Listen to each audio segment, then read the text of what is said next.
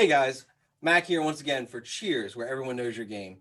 I have the distinct pleasure of introducing Paul Malbrough, a local gamer, a teaching artist, a consent education specialist. He is a game enthusiast and a DM for legions of fans here in NOLA. Paul, welcome to the show. What's up? How you doing? Doing good, man. So give our audience just a little bit of an intro to what got you to cut your teeth on games, man. Like, what was it about the gaming hobby that you're like, man, this is my thing? Oh man, I've been doing various types of gaming since I was a small child. Like, Uh-huh. started with playing like pickup sticks and Parcheesi and like the little small board games with my grandmother, and then worked up to video games when I got a Nintendo. Um, and man, when I got to high school, it really kicked in with Magic the Gathering, Hmm. and that was an obsession for a while, as happened to happen. Um, and then probably the first few years of college was when I finally got into like role play gaming Yeah. and things like that. So yeah, so it's been a steady thing throughout my life. Basically, it's What? just been going through different forms. Okay, cool. So what was the thing for you in particular that got you from playing role playing games to running role playing games? For me in particular, I love lore and I Hmm. love making characters.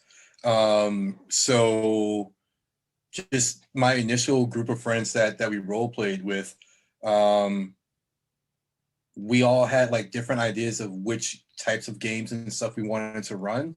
So relatively early on, it kind of just manifested that I would like run different games while other friends were running different things. Like I would run Shadowrun while my other friend was running Paranoia, and then another friend was running D&D. So like we're like rotating around different games to see what like settings kind of fit our personalities and everything. Right. So it happened pretty early on.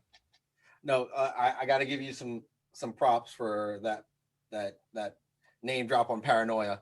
That is like role playing gold Oh right yeah, there. that is old school role that, playing gold, and I'm here for it, man. That's so many funny brilliant, moments can come from that game. Yeah, right? Oh my god! Oh, like I I I haven't always played it wondered. in probably 15 years. Like I would love to play that again. Absolutely. Oh my god! Like I always wondered, like how Paranoia would do as like a live action game as opposed to just tabletop role Oh playing, yeah, because I right. feel like it could lend itself really well to that, but you'd have to have like a really good group of players because it could just go off the rails like Mhm. 100%. 100%. Yeah, like I could see people that are just like good at improv, Yeah. like being really good and fun with that game.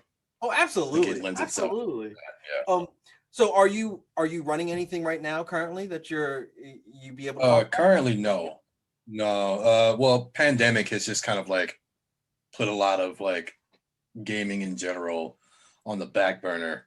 Um, but yeah, maybe sometime in the relatively short future, I'll get something going.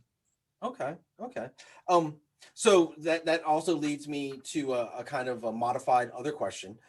With the pandemic going on, obviously, it is very difficult for people to meet in person, but role-playing Right, games have seen a meteoric rise in play because people have been doing it virtually through D20, right, through RPG Now, through other programs that they've allowed, or Zoom, right. things like that.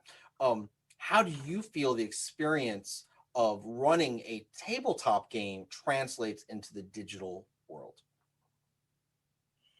I think it translates decently well. I mean, you have to have allowances made for technology problems that come up, but I think if a person is really just like on the ball with what they're doing and comfortable with it, it can be, you know, a pretty good experience. And then just different things like screen sharing and just using the technology in ways to present information to the players that if you were sticking to in-person things, you might not have tried to do. I think has lent itself pretty well if you're open to it. Okay. Okay. Cool. Um, do you have any favorite stories, like something from your GMing career, that you might be able to share with our audience? Something either was like that was once in a lifetime the funniest, or maybe something that was very near and dear to you. Um, yeah. I guess about 10 years or so ago, I ran a Star Wars game Okay. and it ended up going on. We ran it for about 3 years. Um, and it was just one of those things where it's like so deep into the game, but because it was related to this other property that exists in the world, um, like that's one of the things that I love so much about role playing is that sometimes like these worlds become so real to you. Hmm. Um, and so yeah, it was just an interesting experience with that. Like what I said, the overlap between an actual real world property and then the game world that had become so real to me and my friends that the overlap when speaking to people outside of our game would bring up interesting situations sometimes in the real world. So Oh no, dude. Like, so that's one of my favorite things is like that overlap. Like I love lore, like yeah. stories and things like that in role playing games. That stuff just like it speaks to me, like, Mhm. and I 100% get that because like, so I remember way back in the day because I'm not such a spring chicken. Uh, we had a live action group that would play out of the Spider's Web by UNO, Okay. and also we did a live action game that played um, out of One and Done out of Esplanade Mall until the cops were called because they thought there was a gang fight happening because we were throwing colors at each other because we were of different factions um, for Vampire. And but to this day, I will still see players and they'll say, "Hey, do you remember that time when we were in Foot Locker and this thing happened?"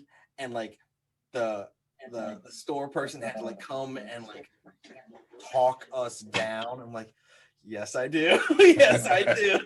And it was so good because like it gave a real visceral experience to a fictional situation. It's like you can remember when your heart beat. You can remember when like your hands got sweaty because you were in an interaction with someone that was like real tenuous. It was just good times. And like that's my favorite thing about this particular part of the hobby is that it's real to a point of up to the point where it's not real. And like you get to carry that memory with you, and Right. it's awesome. It's so cool, and I love the fact that's a thing for you, man. That's great. um, in your experience, when you have been role playing for so long and game mastering for so long, say someone came to you, a friend who's just wanting to get into it. They say, Paul, I really want to start DMing or game mastering. Do you have any Mhm. advice for me? What would you advise to someone who's just starting out? Um, I would say learn the rules to Mhm. whatever like game or platform you're using, but then throw the rules out the window once you start playing. Like have like your framework.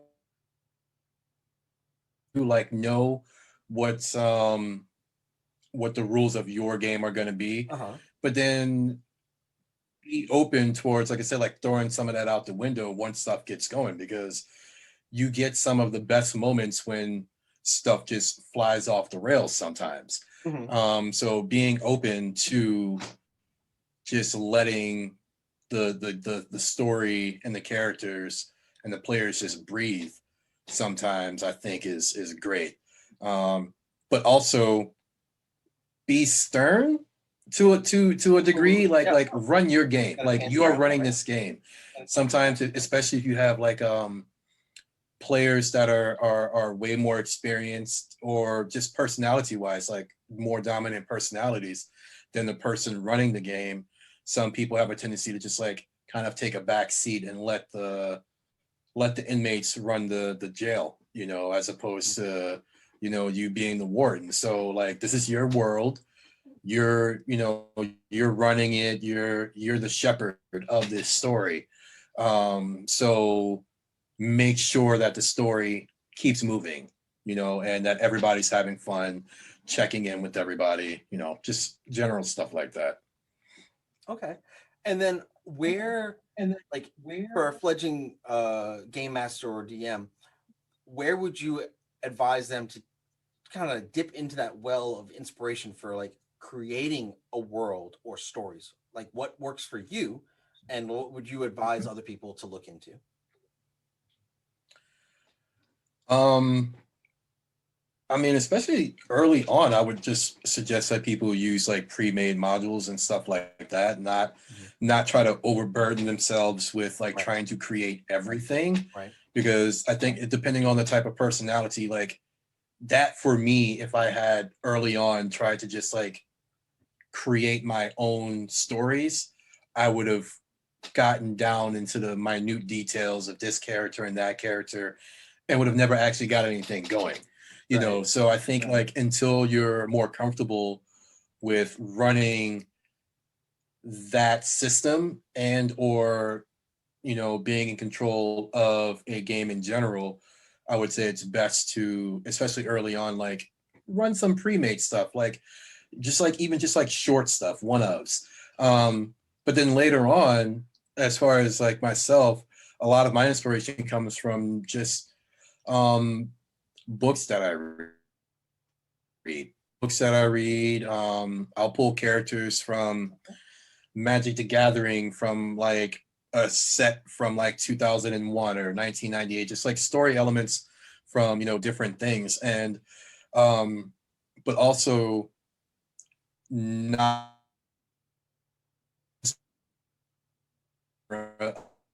the game that you're running. So, for example, just because you're running a D&D game doesn't mean that you have to go and look for inspiration in, fantasy books or anything like that. You might get a good idea, or some good plot elements or things like that from something science fiction. Okay. Oh, that's awesome. Yeah. Just because, so yeah, just like be open to inspiration outside of just specifically the theme world of whatever game you're running. Okay. No, that's solid advice. That's really solid advice.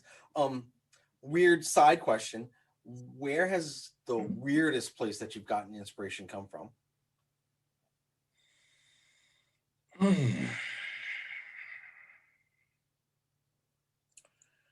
I would say the weirdest inspiration came from probably, and that's a good random side question. Um uh I would say like a good weird one was pulling in like a character that I got directly almost from a Pokemon video game, Okay. and then like kind of like slick through that into a Star Wars game, just to see if the people Oh, it's playing, like solid. how long it would take them to figure out what it was that this Uh-huh. character was doing. So like they would have like little creatures, and like they would have like little capture balls. Like I adjusted things to fit in the universe, Right. but it took the players a couple of game sessions to figure out what I'd done. I And they're love like, it. oh, Oh my okay, God, I love it. that's It's so you dope. know, I love it. And I just no, I just think it's really cool as a that's the neat thing also about the hobby is like you can draw inspiration from very, very different places that have nothing to do with gaming. But it's art and it inspires right. you, and that's awesome. That's really cool. Um, so I have a couple more questions for you, Paul. The before we close this up, the one thing that I would like to know is like how has gaming like we have a particular question that we like to ask all of our guests on the show. Um, Gaming has a way to influence your life. Um, the way we phrased it, it was like, how has gaming saved your life? So you, being a man of many wonderful years, um, how has the hobby um, how has the hobby influenced you in your normal life? Um, yeah, it's influenced it in ways like communication. Mm-hmm. Um, just having to clearly communicate what your intentions are. I Mm-hmm. think has definitely translated pretty directly into some of my endeavors with like with consent education and stuff like that, as well as working with kids. Like if you're a DM, you have to give pretty clear directions. And working with kids, you have to give very clear directions a Yeah, lot of the time. absolutely. Yeah. But also just yeah, I mean they'll take advantage. Kids will take advantage if you don't give them the right directions, and Right. people in games will take advantage, especially if you 100%. after Katrina, I was working in a coffee shop and um, ended up meeting several people there that worked there and another extension of that group, and we started playing board games, and that was the first time that I had gotten into actual like non like little play board game. Okay. The biggest things that I've gotten from gaming from various venues of game. No, that's awesome. That's really, really awesome. Um, but yeah, like that's like once again, like I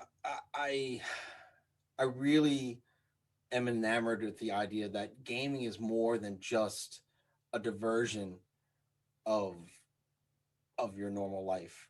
It's more than just a fun. There's a lot that you can learn from the hobby. There's a lot you can learn from the people that you interact with while participating in the hobby, and I think Right. that it has a lot more social merit than most people give it credit for. Um, but once again, Paul, Yeah. thank you so much for being a part of the show. We really appreciate you being here. And if our audience wanted to know or find more about your work, especially in consent education or with your teaching assistant work, uh, could you lead our audience to where we could find you? Yeah, on Facebook, I'm easy to find. Just my name, Paul Malbrough Jr. Mhm. On Instagram, which is where I have a bunch of my art and stuff like that, is at Paul Malleo, PALLMALLEO. Cool. So Once again, Paul, we really appreciate you taking time out of your schedule to be here with us tonight, and we really appreciate the work that you're doing in our community here in New Orleans. Thank you so much, man, and we hope to have you back again. thank you for having me. Awesome, brother. Yeah.